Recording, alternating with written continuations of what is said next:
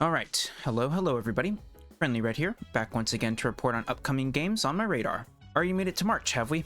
Time sure does fly, and as the year goes on, the number of interesting looking video games releasing per month continues to increase, as March easily has the most titles on my radar yet. Of course, some of these aren't necessarily going to be day one pickups for me, but they are all at the very least games I'm going to try to get to at some point in the nearish future. Because of that, I may have more to say about some of these games here than others, though that may be for the best, considering just how much we've got to cover here. One last thing before we begin, the return of the disclaimer. Please keep in mind that release dates are always subject to change, and what's presented in this video may be outdated by the time it's published. We did see just this exact scenario last month with Date Everything, as it was slated to release on the 14th of February, but was delayed to June sometime after my video for the month went live. Now then, with all that setup complete, let's get into the games I'm looking forward to releasing in March of 2025.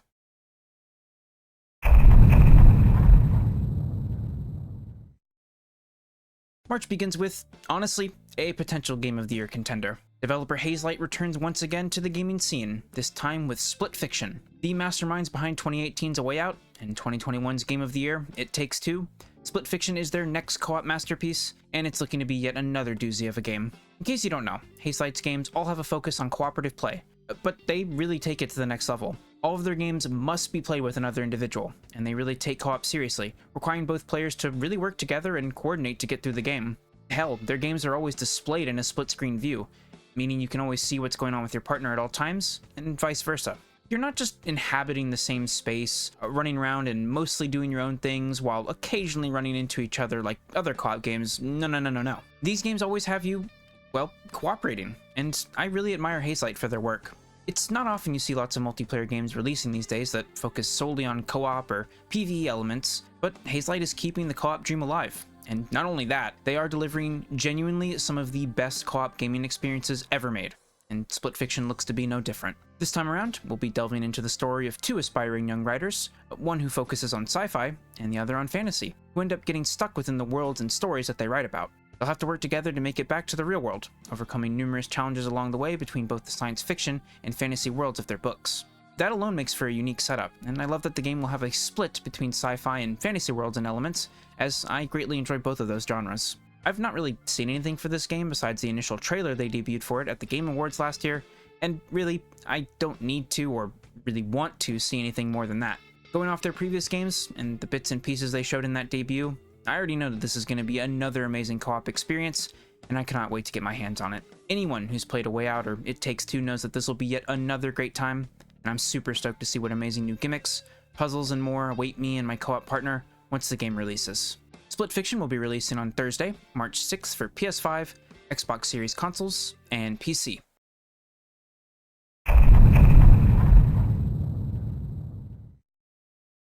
Following up an opening act as strong as Split Fiction is certainly not an easy task, but indie developers Marina and Psycho Flow Studio are bringing a titan of a release here on the 13th with Bionic Bay. A seriously stylish and creative-looking exploration platformer, Bionic Bay sees you take on the role of a lone scientist attempting to escape from the insides of a giant mechanized body, utilizing lots of different abilities alongside your traditional platforming to do so. Firstly, on the style, I love that the game goes for an almost silhouette-like appearance, but rather than just sticking to pure black and white, it still utilizes color alongside the silhouettes, which should help keep the game from not feeling too samey with its visuals, had they gone with a monotone presentation, and I imagine it will help differentiate and distinguish all the different sections of the machine body you're exploring too.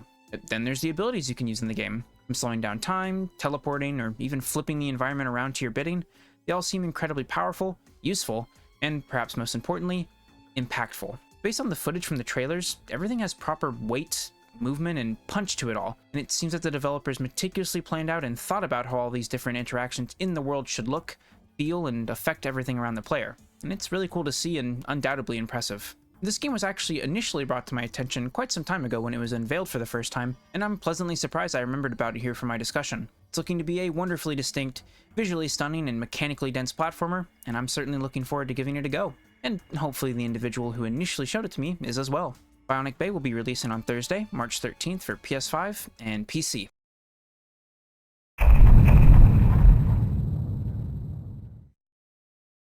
From one week to the next, and now the next, the week of March 20th brings with it tons of new releases, all within the span of 48 hours. We've got 2 releases to cover for the 20th, and another 2 for the 21st, And starting us off on the 20th, we finally see the release of Assassin's Creed Shadows, after the game saw a few delays that pushed it back from its intended fall 2024 release. It's been far too long since I've sat down and played an Assassin's Creed game, as the last entry I really got into was Black Flag back on Xbox 360, and really, that was more so an awesome pirate game first, Assassin's Creed game second, at least for me. I've kept an eye out on the newer games that have released since then, and it's been interesting to see the series turn into more of an action RPG with the likes of Origins, Odyssey, and Valhalla, and then return to its stealth action roots with Mirage. While I'm sure I would enjoy all those games, there was never any particular drive or urge within me to give them a go. Now though, we arrive at Shadows, the long-awaited and highly requested Assassin's Creed game set in Japan. Seriously, it feels like we've been waiting forever for this, and it's finally happening. But there's a bit more to this one that's cool to me aside from just the setting. Shadows features a dual protagonist structure, allowing you to play as either the shinobi Naoe or samurai Yasuke, and it's in these two protagonists that we see a bit of a melding of sorts of both the older and newer styles of Assassin's Creed games. While Naoe represents the game's pre-origins, focusing on sneaking, stealth kills, and utilizing tools and the environment around you to proceed, Yasuke represents the action RPG titles, with more of an emphasis on facing your opponents and objectives head-on, turning the game into more of a hack-and-slash-esque type of experience. Obviously, it's been a long time since I played Black Flag, and I only really have an idea of how the newer games play, but that's just what it seems like to me.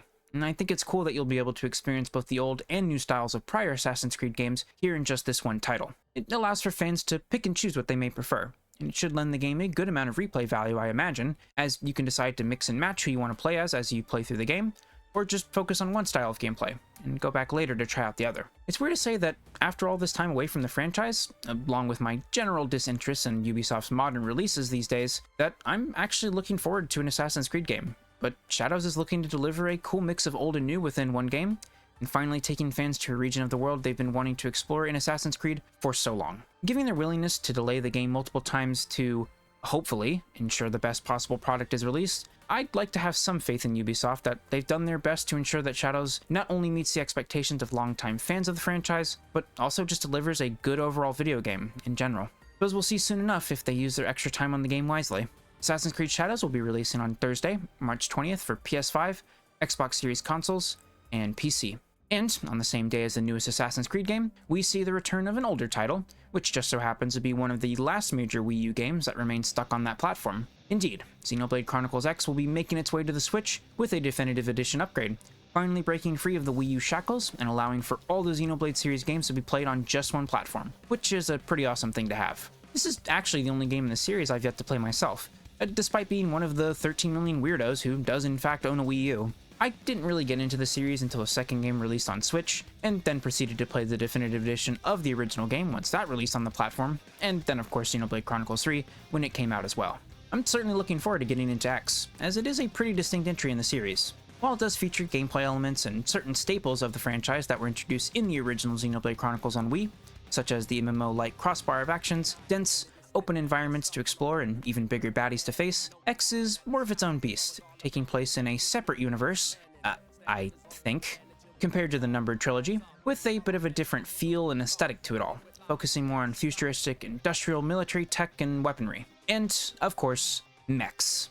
Known as skells in the game, Xenoblade X allows you to pilot massive, hulking mechanical suits across the land, allowing you to better traverse the vast expanses of the alien planet you find yourself on, and of course unleash powerful new attacks and weaponry against the increasingly dangerous monsters you'll come across on your travels. Everything that made the Wii U original great returns here in the definitive edition on Switch, alongside improved visuals, character designs, UI tweaks, and general quality of life improvements. And, similar to the definitive edition of the original Xenoblade Chronicles on Switch, the definitive edition of X here will also include new content, presumably similar to how it was delivered in that game, offered up as a post-game additional story to explore and expand the universe of X. Ever since playing the second game back in the Switch's launch year, I've grown more and more fond of the series, and I can safely say that the Xenoblade Chronicles games are not only some of the best RPGs on the platform, they are undeniably impressive technical feats, amazingly fun games, and are personally some of my favorite RPGs I've ever played. I'm super stoked to finally delve into the final missing piece of my Xenoblade puzzle, and it's great that more people than ever can finally play this lovely game that had the unfortune of being stuck on that. Xenoblade Chronicles X Definitive Edition will be releasing on Thursday, March 20th, exclusively for Nintendo Switch.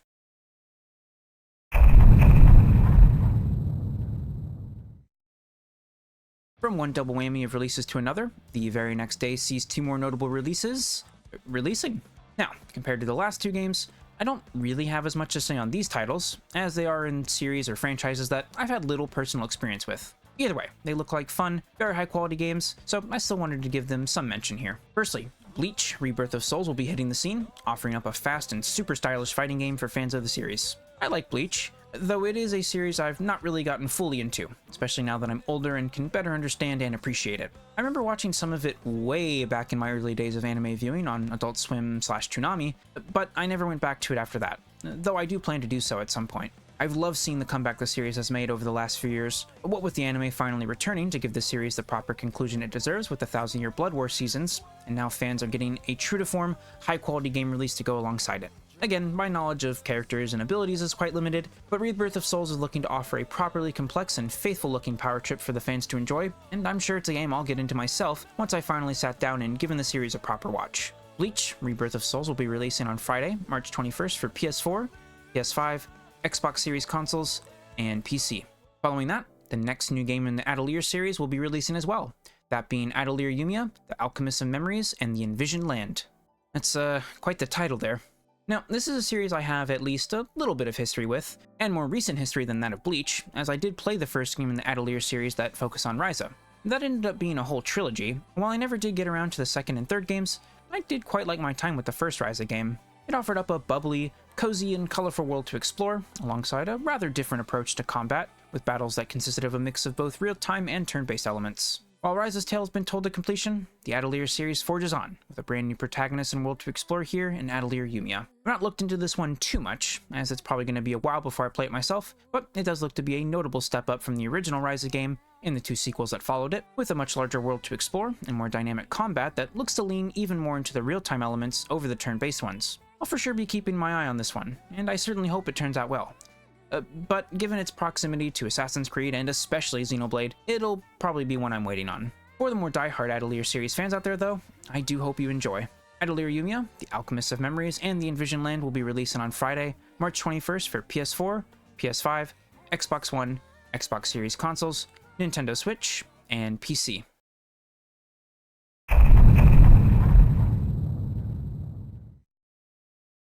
Reaching the last week of the month here, we have our last few releases to go over, with the 25th of March bringing with it the third installment in the Killing Floor series. Killing Floor. These games are somewhat special to me, as the original Killing Floor was actually one of the first PC games I ever bought on Steam back when I got into PC gaming. It was a game I sunk plenty of time into. I didn't play quite as much of the sequel, but it was still a great time, offering up the same gore-filled, wave-based, first-person shooter survival gameplay you'd want out of a Killing Floor game. Now though, we arrive at Killing Floor 3. And I don't know why, but I'm not really feeling too much about this game. It's weird, because I still very much do enjoy PvE games, and Killing Floor is a series that pretty much focuses exclusively on just that, but ever since this game was revealed, I've just been pretty ambivalent to it, I guess. There's not really anything wrong with Killing Floor 2 as is, and it's a game that continues to receive support and is still played by a healthy chunk of players, so I guess I'm just not really seeing much of a point to a new game. And yeah, sure, it's been almost a decade since Killing Floor 2 released, but again, considering it's still supported and played by many, I just don't get it. It also doesn't help that, from what I've looked into regarding the beta for Killing Floor 3, most who've tried it find it to be lacking in many areas, with a good amount of people considering it to be a downgrade from 2. Of course, it's a beta, so there's still some aspects of the game that aren't finalized and still work in progress, but it doesn't bode too well for the impending release, I'd say.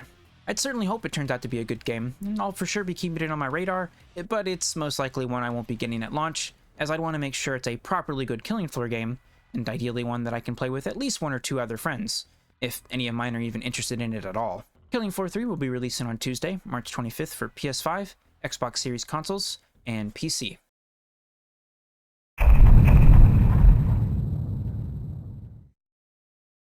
And ending off our third month of game releases, we've got another double whammy on the 27th. We'll start off with Gal Guardians Servants of the Dark, sequel to 2023's Gal Guardians Demon Purge. A very strange series that started up here, essentially taking characters from the Galgun games and putting them within games that certainly aren't Galgun, that's for sure. The first Gal Guardians game was a pretty cool looking Metroidvania, one that had some great looking pixel art and a unique mechanic of being able to freely swap between two playable characters, each with their own moveset. You could even split up the control of said characters with another person via couch co-op, which is a really nice feature to see, and honestly a co-op Metroidvania sounds like a lot of fun, as most games in the genre are single player only and usually lean into the isolation and loneliness that the worlds you explore have on offer.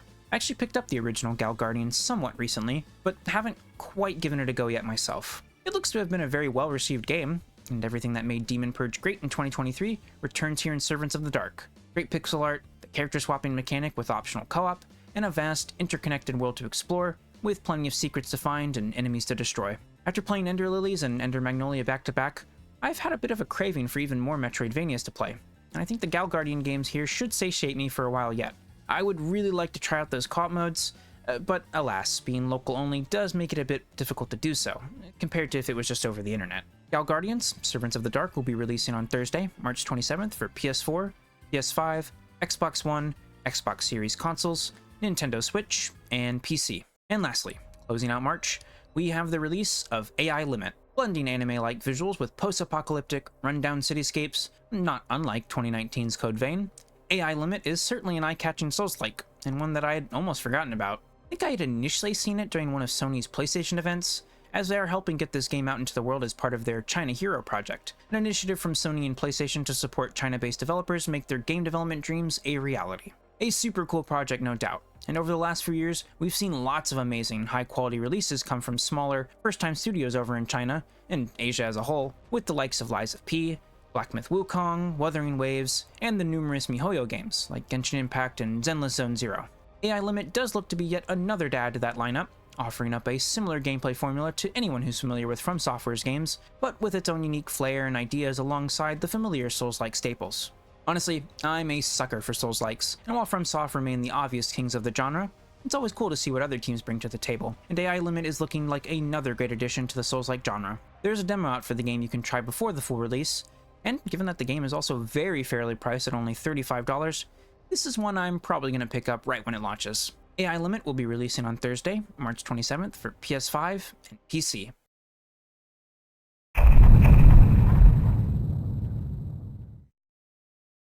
And that is the Red's Radar lineup for March of 2025. Lots and lots of releases here, no doubt, though a fair bit of them will be ones that probably stay on my radar for a bit. Of course, I'd love to get to all of the games here at some point, but there's only so much time and money I can dish out at once, you know?